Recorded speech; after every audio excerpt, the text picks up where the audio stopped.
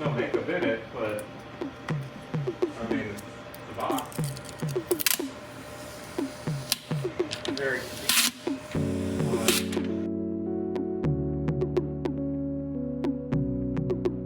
What do we have here? Box tube lights for the Express Studio. Hey, already in a case, although I'm basically just gonna set them up semi-permanently in this space. Let's see what we have in the travel case.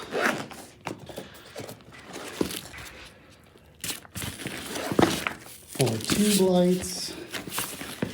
Looks like we should have power adapters for each. Something we can attach them to a stand. The remote. So I'm gonna stick this on the table like the main power switch. Maybe it doesn't work. So that people can just quickly pick some colors. More power adapters, more mounting pieces, other mounting pieces, kind of latch them in, and the instruction manual and warranty info. Okay, all right. It passed quality control. That's good. Oh no, it's in Chinese.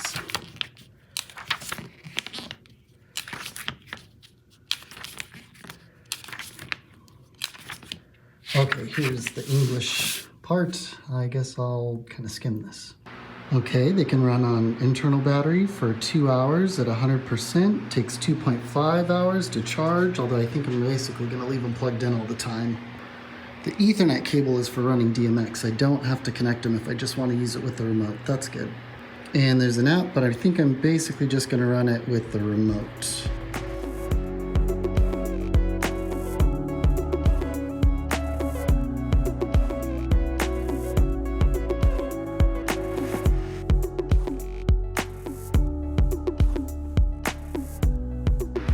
Alright, got some of the lights plugged in. I want to be able to maybe hang them from the drop ceiling. You can see I've got an X-brace up there already, but I'm a little bummed that the clamps just have quarter 20s. They don't actually have like a baby pin attachment. I mean, I think I knew this already, but I have to come up with some way to attach this onto there if I wanted to hang them.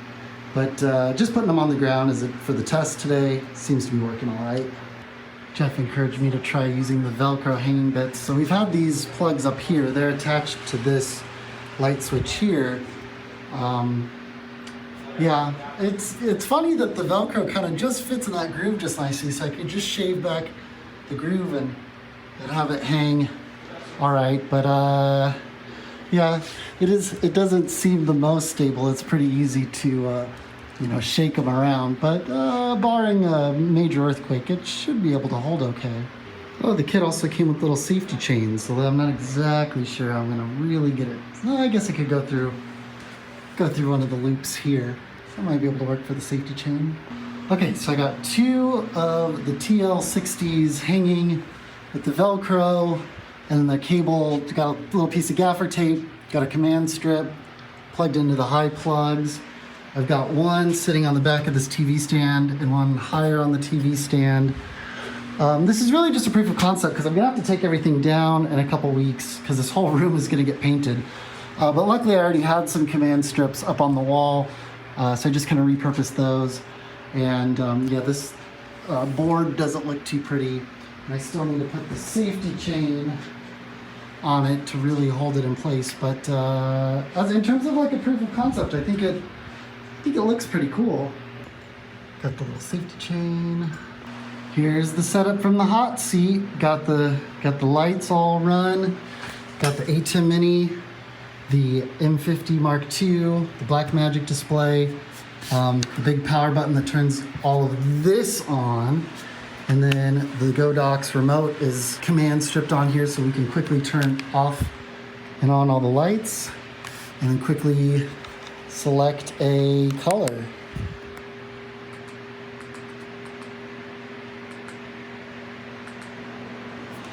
Easy peasy. All set to go live. It's funny, they show this bracket holding all 4 of the lights on the box, but the kit doesn't actually come with this bracket at all. Whoa, what's my phone doing? All right, back home. It was really cool to get to set up those GoDox lights. I think they'll be a great addition to that Express studio that we're getting set up at CMAC. And there's a couple of weird things. I wish there was a better way to mount them to a baby pin. Only having the 1/4 threads on it, on those clamps, were weird, and the Velcro pieces don't look great hanging from the drop ceiling. So I need to figure out a better way to mount them to the drop ceiling. Mounting the remote directly onto the desk, I think is gonna work out great. I wish there was a version that didn't have a battery in it, because I'm essentially gonna leave them plugged in all the time, and they really don't need a battery. Like some of the early Quasar tubes, you just plugged them in and they were on, and then you adjusted them, but I wanted something with RGB, and the GoDox price was really good. So they made a version without a battery that I could just leave plugged in all the time, and it seems like they expect people to do that because they've got DMX built into them over Ethernet. So it is kind of weird that, like, I can't get them without the battery. I just don't need it. I'm going to leave it plugged in all the time. Now, the battery is handy if you're the kind of person who's buying them to be able to take them out on set and use them and set them up in different locations all the time, but these are just going to stay in that Express studio. The effects work pretty well. It doesn't seem as like fully featured as the Asteras, the really, really popular tube light option. And the case isn't as rugged as like an Astera case. And the mounting options aren't as plentiful. They don't have like feet to just stand them up vertically. But I think for the price, it's a pretty good get. I didn't really play with the app. I have had pretty bad luck with apps for really cheap RGB lights, so I didn't even want to bother with it. I just wanted to use the remote. The remote feature wasn't on by default on the tubes. I had to like go into the menu and turn on the functionality for the remote. That was kind of weird. I wish that was just on. I was like, why isn't this remote working? And I had to go in. I had to first turn it on, and then I also had to put it on the right channel. So it was kind of weird that it wasn't just on channel 1, on, ready to go. The last thing I would like to see in it is magnets, kind of like the Nanlite tubes, the Nanlite Pavo tube, the 1-foot one. It's got magnets. I can mount it really easily. That would make, I think, my job a lot easier in terms of figuring out how to mount those GoDox tubes onto the drop ceiling. But otherwise, again, for the price, I think they are an excellent set of lighting tubes for what they are. One last thing I wanted to show you today. I believe I mentioned this earlier on the vlog. I got an EcoFlow riverbank. Now, CMAC, we just got the EcoFlow Delta. Really excited to do remote productions with that for CMAC projects. But I also just wanted to see if I could get this EcoFlow riverbank to personally run little productions that I'm doing and be able to plug in my ATEM Mini Pro into the riverbank and run it for like a couple of hours. But the riverbank only has USB C and A. It's got power delivery, and I didn't get it when I originally got the riverbank, but they finally came in. The EcoFlow tips for laptops. So what this is a set of DC barrels and plugs that go onto a USB-C cable, and I think it will essentially activate the power delivery to push enough power, because I think this ATEM Mini Pro needs 18 watts, thereabouts. And hopefully one of these tips will fit and be the right kind of power. It needs to be the negative around the positive. I'm really not good with electricity. Gilbert could probably explain this much better if he wants to chime in the comments, I'm sure. I gotta see if one of these will fit. I think this one's the one. Yep, you hear that click? And there's two that look very similar, but they must be, unless they accidentally put two in the same one. These are definitely not going to fit. We also have this weird square one. I think this is like for a Lenovo laptop.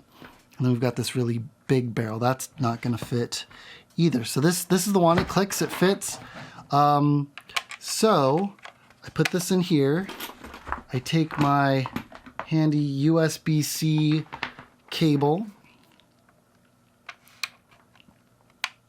And my guess is it's not just a pure pass-through. I think there's some electronics here that actually activate the power delivery. And I've seen I can buy a USB-C end that is essentially the electronics to activate power delivery, and then you would solder on your own cable, and then I could get, whatever DC tip here, and that should work. But I'm just hoping this EcoFlow bit fits, because for the same price of that USB-C piece, I got all of these USB-C to DC barrel ends. And I'm not great at soldering. I'm not great at electronics, so I would need some help to figure that out. I really wish Blackmagic Design would just make an ATEM Mini Pro that was just powered off of USB-C. The ATEM Mini Extreme has 2 USB ports, which is great, but I would love to be able to power one. I can charge my MacBook, whatever 85, what is the one for my 15-inch MacBook? 87 watts. I can send 87 watts over USB-C to my MacBook. It would be nice to be able to do it for the ATEM Mini Pro. All right, moment of truth. I need a top-down camera. I haven't set one up. I've got the ATEM Mini. I don't know how to prop this up. And I've got the Riverbank, and I'm going to plug in the Riverbank and turn it on. And let's see if it powers the ATEM Mini Pro or it fries it. It's working! It's working! The Riverbank is powering the ATEM Mini Pro. And let's see, it is pulling 12 watts. And it estimates that I could get 6 hours out of just running this ATEM Mini Pro. I hear the fan going, so that's good. And I could go do a remote multicam production for 6 hours. Now, the EcoFlow Delta I'm really excited about, because not only would I plug in, the ATEM Mini Pro and Extreme that we have, but I could also plug in all of the cameras, the live view, if I have the live view, and my MacBook or whatever I'm, sending the signal out through, and really run the production. It'll all be plugged in to the Delta, but the Delta is much heavier. This fits in one backpack. If I wanted to do a production with that, I've got to put all this in the backpack and maybe a camera in a backpack, but then I got to carry the Delta. This is a much more reasonable battery. Pulling 12 watts, should be able to run for 6 hours. That's awesome. But I don't think I'm going to live stream for 6 hours. If I could just get an hour or two out of it, that's a great setup. So if you want to run your ATEM Mini Pro, ATEM Mini, maybe the ATEM Extreme, you would definitely be pulling higher wattage with an Extreme. You can run it off the Riverbank. It comes with a USB-C cable, and then you would just have to also buy the laptop adapters. Does it have it's just this little nondescript cardboard box. But the Riverbank power tips for laptops. This is awesome. I'm really excited. And let's go do a live production. Let's go do a live vlog out and about with multiple cameras. All right, that's it for me today. I'm doing a daily vlog, talking tech stuff, cataloging my year of 2020. I'm getting married early next year. I hope you enjoyed this video. If you did, give it a thumbs up. If you want to see more, subscribe, and I will see you tomorrow. Peace. Shoo.